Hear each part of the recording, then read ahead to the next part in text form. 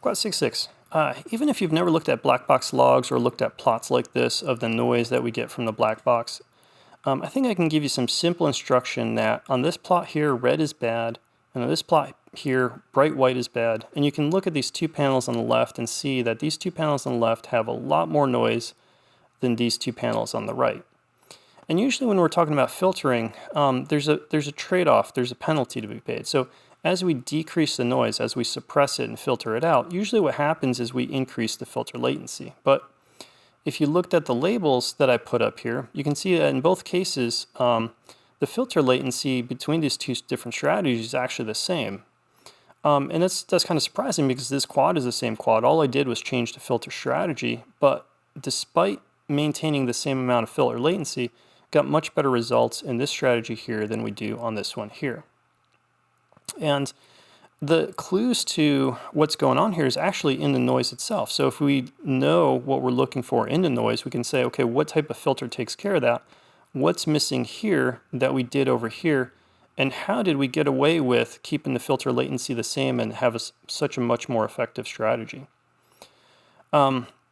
And so I'll point out a couple of the features that I want you to keep in mind, and I'm not going to give you the answers to what's different between these two right now, but hopefully you're already figuring it out, or maybe by the end of this video you'll be able to figure it out, and we're going to come back to it at the end.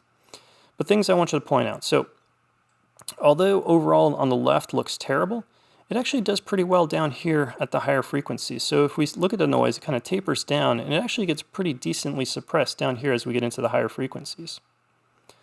On the other hand, where this does terribly is on this band here. We know this is a motor band. We'll kind of talk about it more, but basically you can kind of spot that because as we increase the throttle over here, the frequency of the noise changes, and so that makes sense because as you spin your motor faster, the frequency that noise that it generates is going to go higher. On the other hand, the bands that stay more vertical is your kind of frame resonance. So the frame kind of likes to get excited at certain frequencies, and it's going to stay constant irrespective of the throttle that you have. And so what we see here is that this actually isn't necessarily like a frame resonance. This is actually just an oscillation. This quad had so much noise that it was just getting stuck in oscillations at the low throttle. But basically you see that you've got this some vertical component, some resonance component. You also have a motor band component, but at high frequencies, it actually starts to do pretty well. So those are the clues. Now, how we're going to figure this out? The way I work through this is actually going through flights first, and then backing up and revisiting the theory and starting to put the two and two together. And that's how I'm going to take you through this. I think there's something to be said, and this is how I kind of muck through. I did just a ton of logs. And I started with some of those of just kind of like experimenting with different things, and then I got kind of systematic about it. But basically the reason I started doing this was because I was interested in this question down here of how does RPM filtering compare to the dynamic notches? So in Betaflight 4.3, the dynamic notches have been revised and improved quite a bit. And that's significant, especially when we're thinking about running Betaflight 4.3, which is pretty processor heavy, and especially as things like Express LRS that's being integrated on the board and run through SPI, which puts more processor strain on your CPU. What trade-offs do we make? What trade-offs can we make to kind of like prioritize and how to get the most performance out of our limited processor? So the question is, RPM filtering, since that's more processor intensive, can we substitute it with something that's less processor intensive, which is our dynamic notches? And the answer to that is sort of kind of maybe. And we'll go through that and why. So in terms of what I did, so as I said, some of this was just kind of experimenting, and then some of it was kind of keeping things consistent. And what I mean by consistent is I wanted to make sort of apples to apples comparisons of like, okay, let's set this at a specific amount of frame latency or filter latency and change different filter strategies and see what works better. And the way I did that is I used this tool from Mark Spatz. So Mark Spatz made this nice Excel spreadsheet which estimates filter latency. And it's not a perfect thing. It's not giving you a true answer because latency changes based on a lot of things. Changes on the filtering strategy you use and the frequency that the filters are working at. And so to use this tool here, you have to put in a specific throttle percentage, and I used like 45%, and you have to use a specific FFT max, so that's your fast Fourier transform max, and I used 850. But it allows us to at least get some apple-to-apple comparisons, and what I set as my filter latency target was 3 milliseconds. And so what I did is a bunch of experiments like this, where I held all of these to 3 milliseconds, and then I changed things. So in this case, what I was doing is I was comparing using dynamic notches to using RPM filters, and also using kind of hybrids of the two, where so here, to go through my code, so R stands for RPM, and the number is how many harmonics you have. The Q is our Q factor, which determines the width of the notch. So the higher the Q factor, the narrower the notch, the less latency there is, but the less filtering you get out of it. And then the N here is the number of dynamic notches, and so again the Q is the same thing, where higher Q number is a narrower notch. So I started here with 5 dynamic notches with a Q of 250. And part of I do want to point out there's a little bit of a cheat here. So if you're running no RPM filter and you run AK, you can actually turn off all your gyro low pass filtering, versus if you have, sorry about that, if you have your RPM filter enabled, you can only run AKA 4K, and in that case you want to keep one of your gyro low pass filters, and you want to keep it around 1000 to prevent the aliasing issue. So there's a little bit of a cheat here, where I've got a little bit of extra room to add in some more latency from the dynamic notches than I do in these panels, because here I've got no gyro low pass filter. But what you should be able to see from these plots is that this dynamic filter strategy actually works pretty well. We've got a little bit of red, and maybe a little bit more than you want, but overall the control of the noise level is actually pretty good. And if we make a direct comparison just against RPM filtering itself, so this is now 3 harmonics of RPM filtering with a pretty modest Q of 550. So this is not like we're narrowing the Q down crazy or anything like that. But we've now taken out our dynamic notches. What we see is that we lost control of the filtering down here at this kind of like, mid to moderate frequency range, where we're now getting in a bunch of red. And it's kind of interesting because RPM filter, that's our king filter, right? Why is this failing? Well, we'll go into the next panel and kind of take a look at that and explain why, but we'll look at these panels too first. So then in these other panels, what I did is a mix of things. So now what I did is, in order to add in 1 harmonic of RPM filtering with a Q of 550, I had to back off on the dynamic notch. In this case, you can see I backed off to 2 dynamic notches at a Q of 300. And so when we do that, what you see is an immediate improvement in terms of the control here in this mid to moderate range, but we lose some control here of these higher frequencies. As we add in 1 more RPM harmonic, we actually start to improve our control at these higher frequencies, and we still look good down lower. And so now we've got 2 RPM harmonics and 1 dynamic notch. And again, in this last panel, as we add in the 3rd harmonic and take out our last dynamic notch, we get really good control up at the high frequencies, but then we lose control at the moderate frequencies. In terms of why that's happening, let's look at where that noise is coming in. So on the RPM filtering strategy, where we've got no dynamic notches, what we're seeing is this big band of resonance right here, and this is kind of a vertical band. This is sort of our frame resonance band.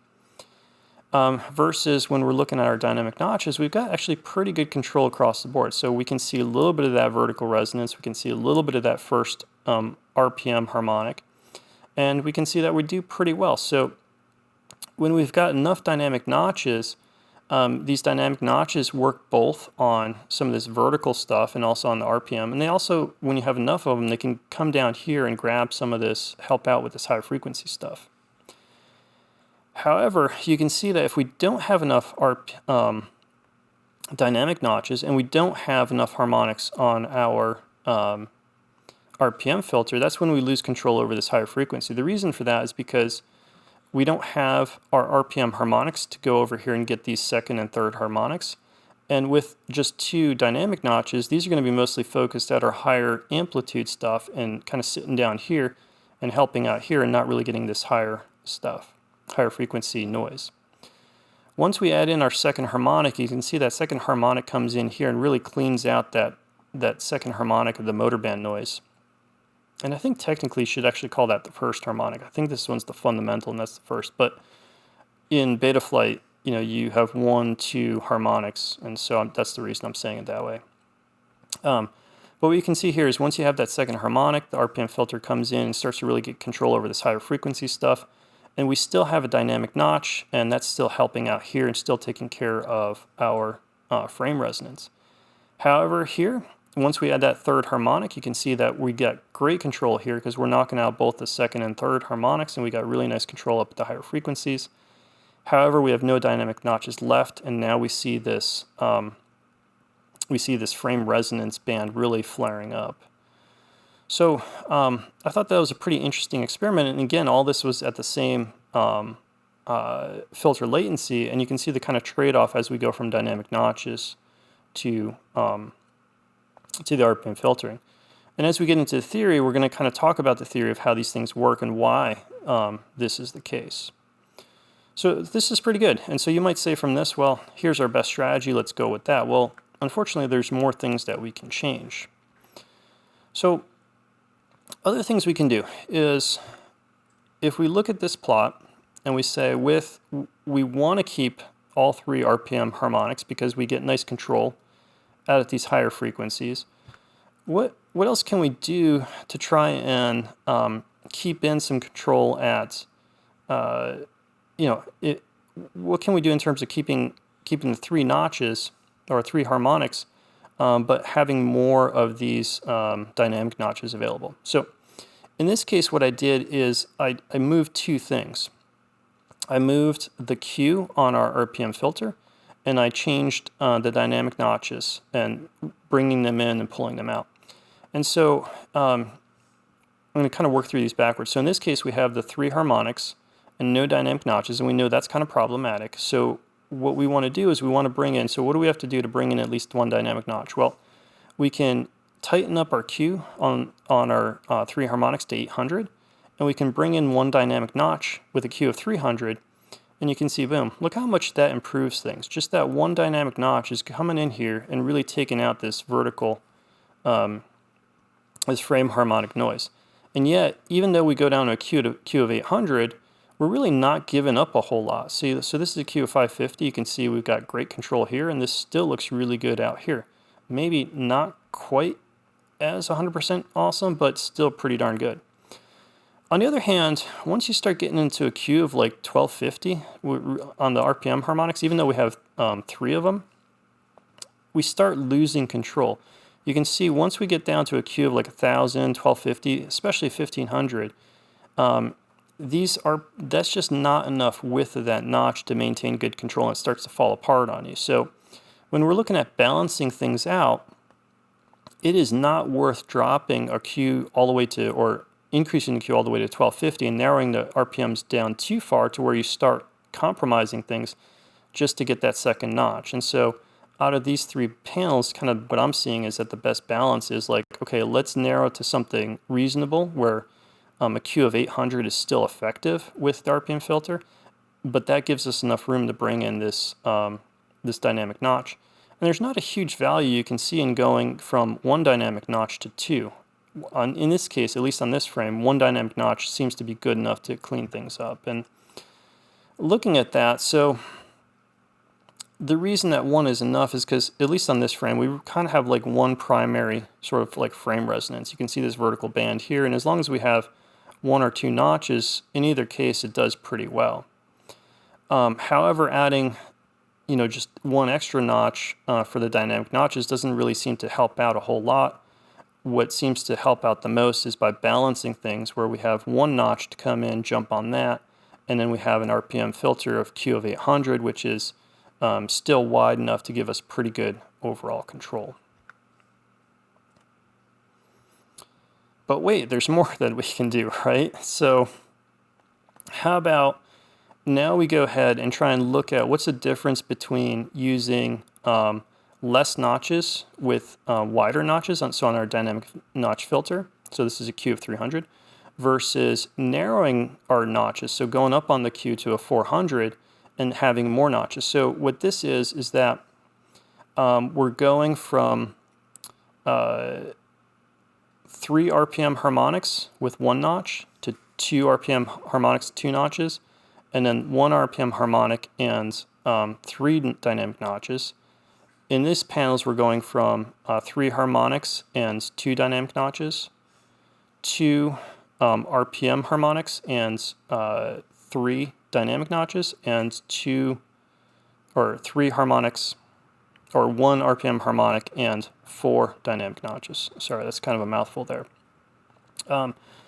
Basically what this tells me is that I'm not seeing a big benefit of narrowing the Q down to 400 to be able to pick up a dynamic notch. So these are all at 3 milliseconds, so I'm keeping the filter latency overall.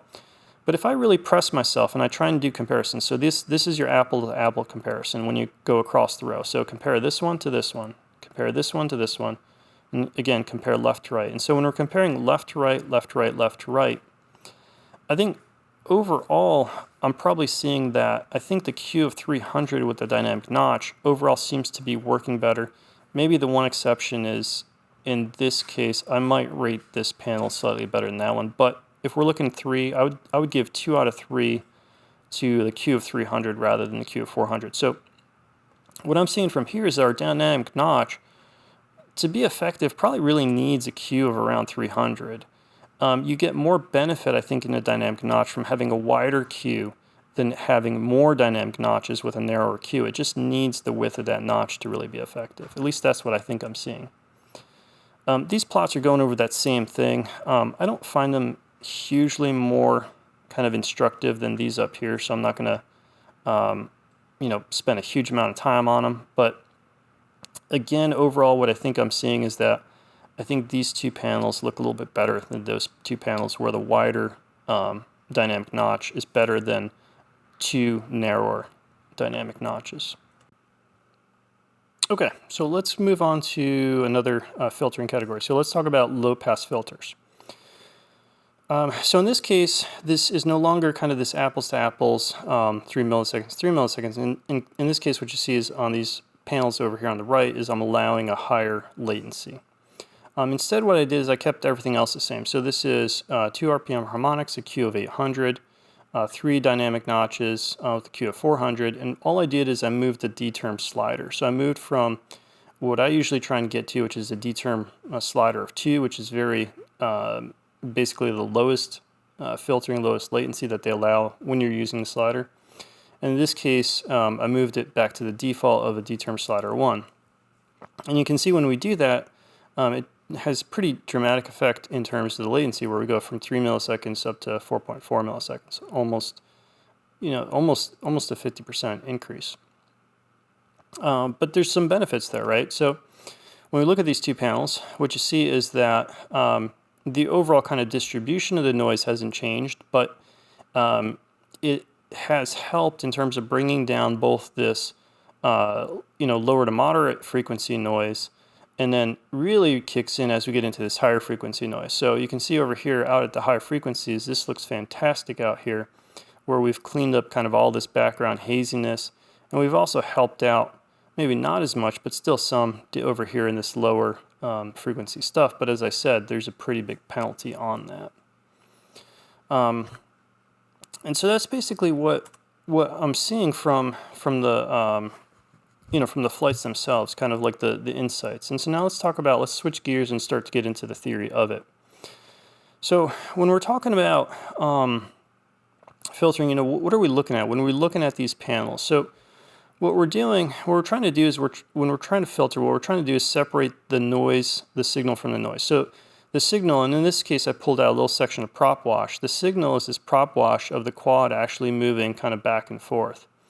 And what we're trying to get rid of is all this other stuff. This fast stuff, this fast oscillation here, that's all the noise coming in here. And so when we're filtering, what we're trying to do is knock out all this stuff, preserve the signal.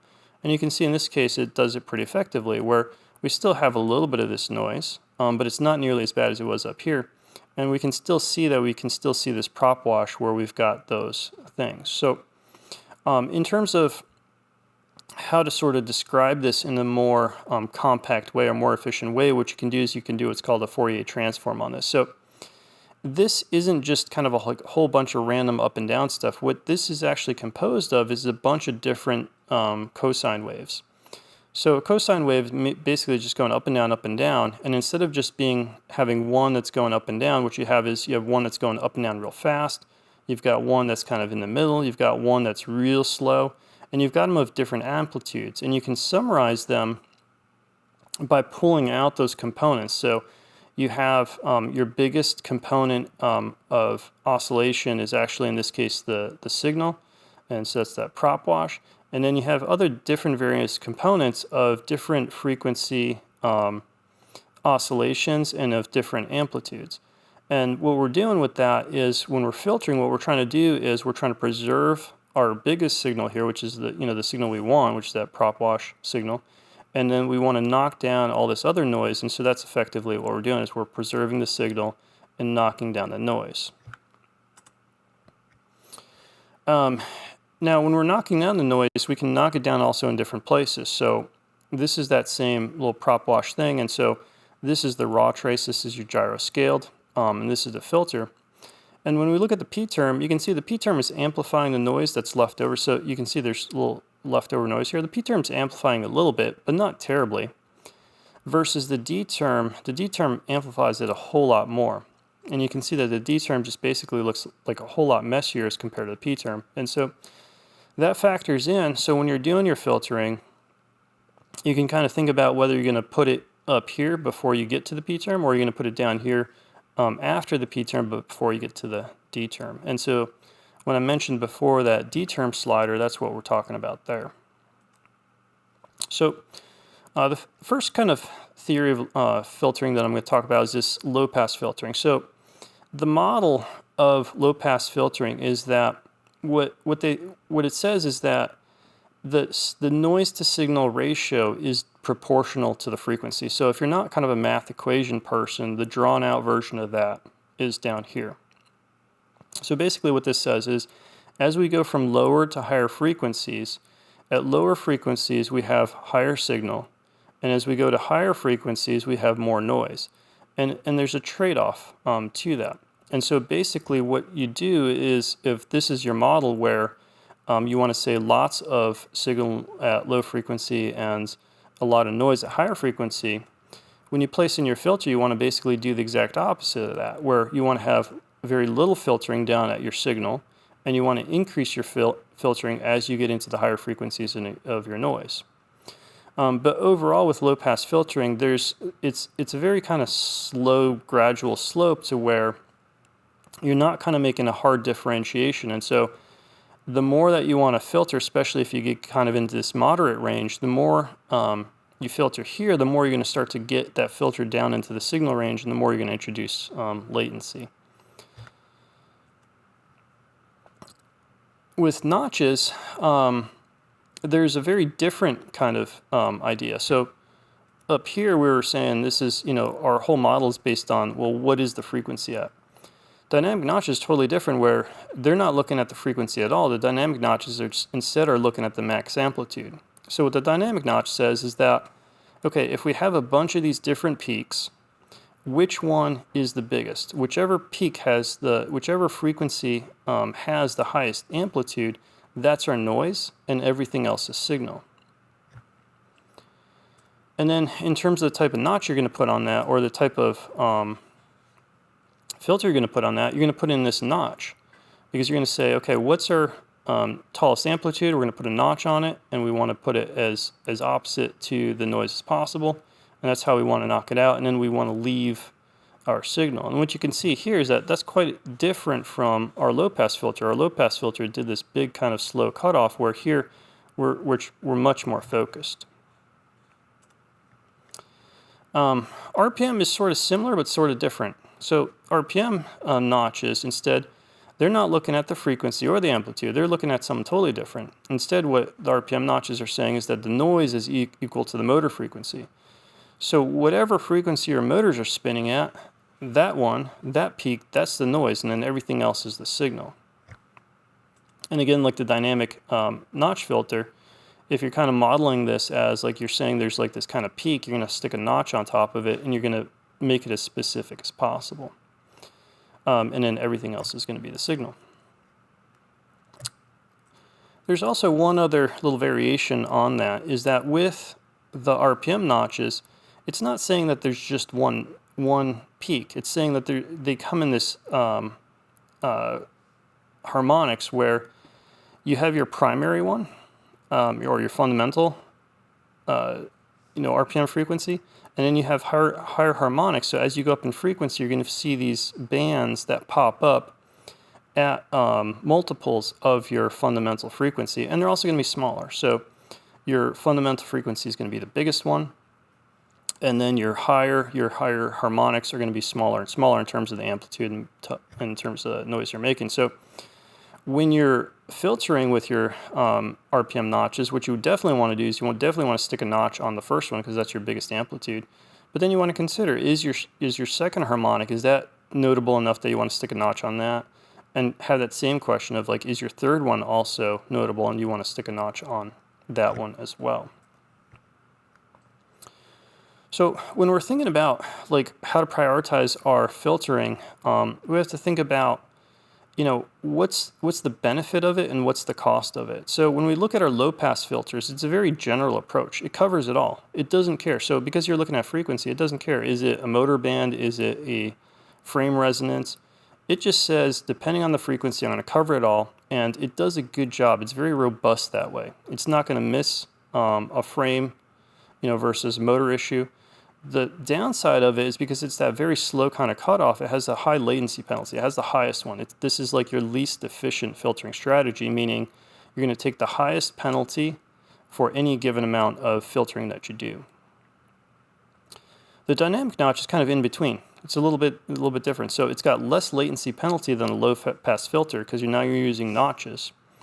And it's moderately general because it can cover both motor bands and resonance peaks, but there's a little caveat on there in that you have to use multiple dynamic notches, especially if you want to get any of that higher higher frequency stuff.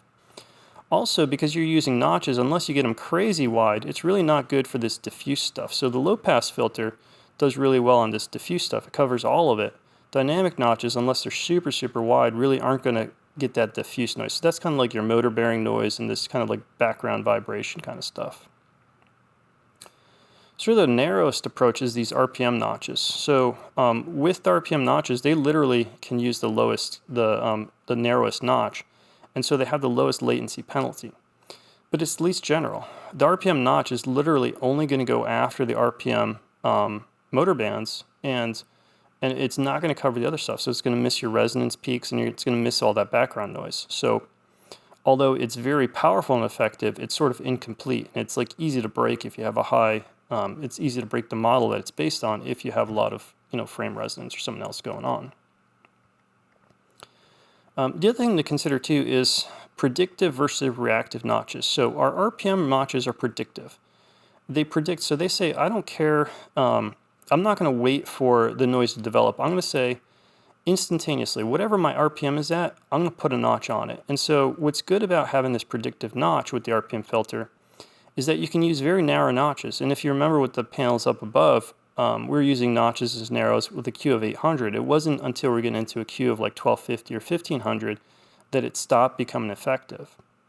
On the other hand, with our dynamic notches, I was saying you need a Q300. You need a much wider notch to be effective. And the reason for that is because of this predictiveness. So with the RPM filter, sorry about that.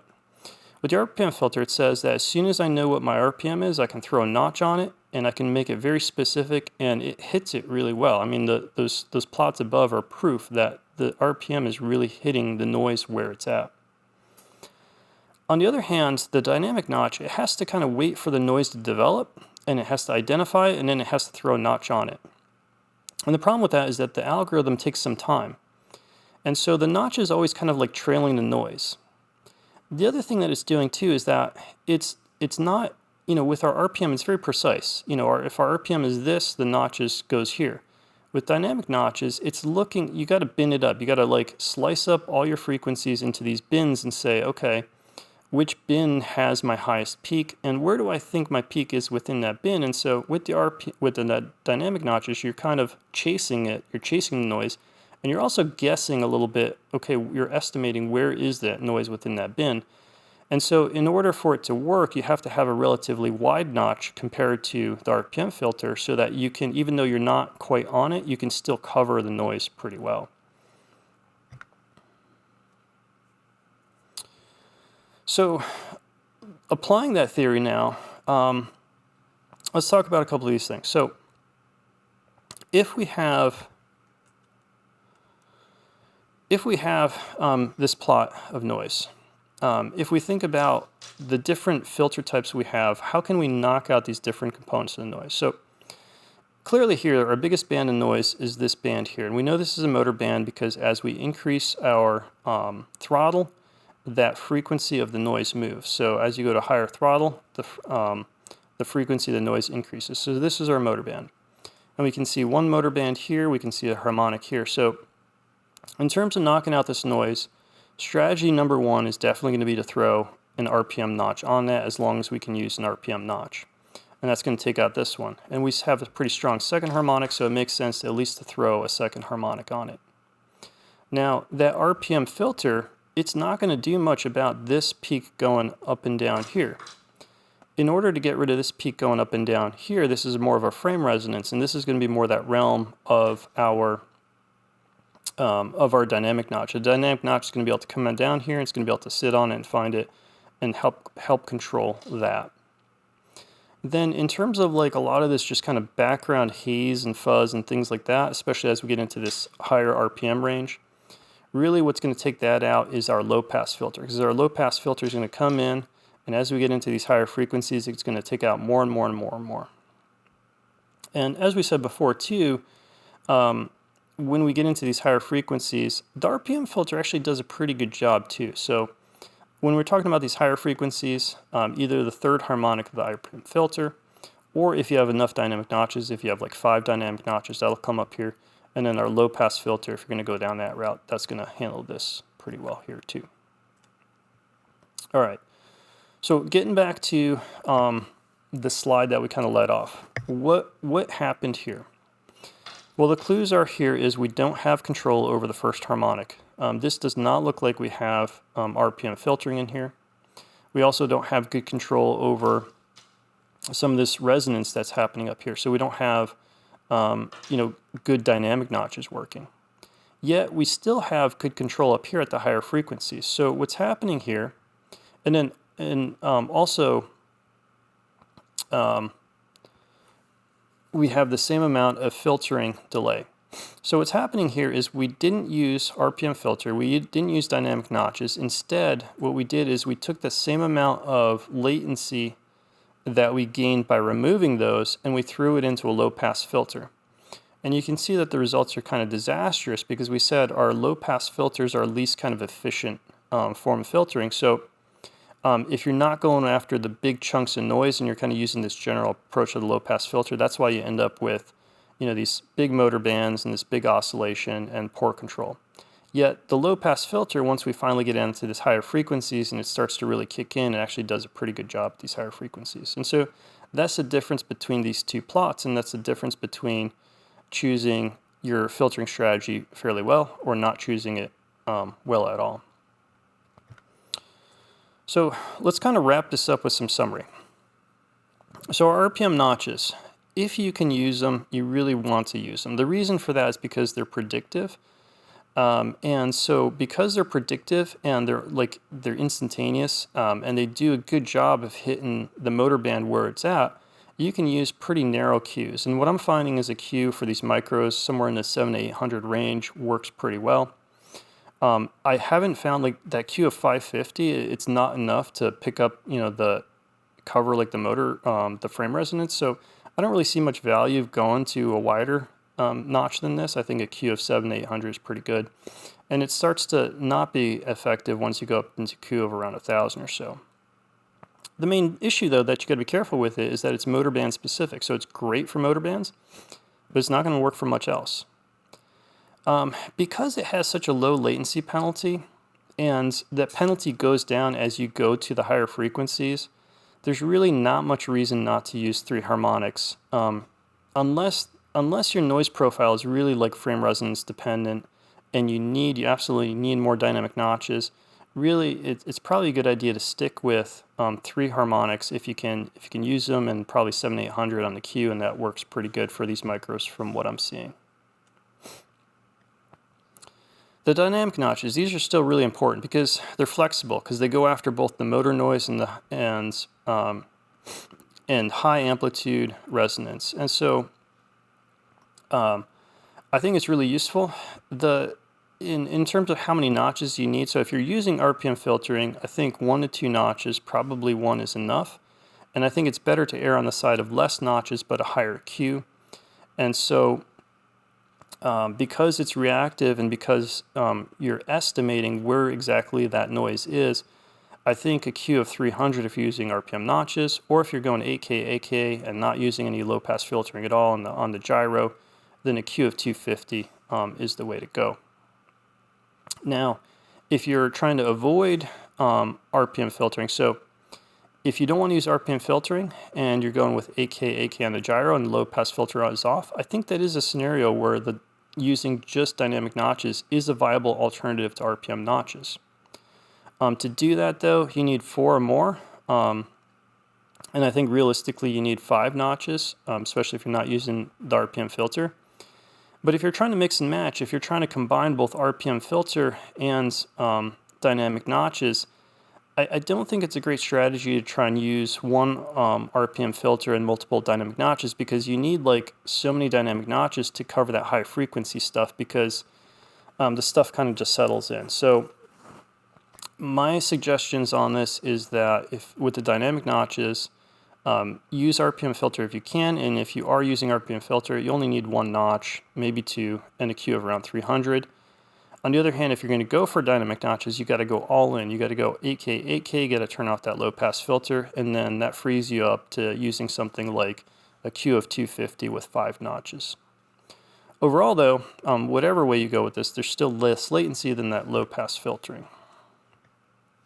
So low pass filtering, why are we even using it? Well, remember that slide where we saw that D term was that noise amplifier?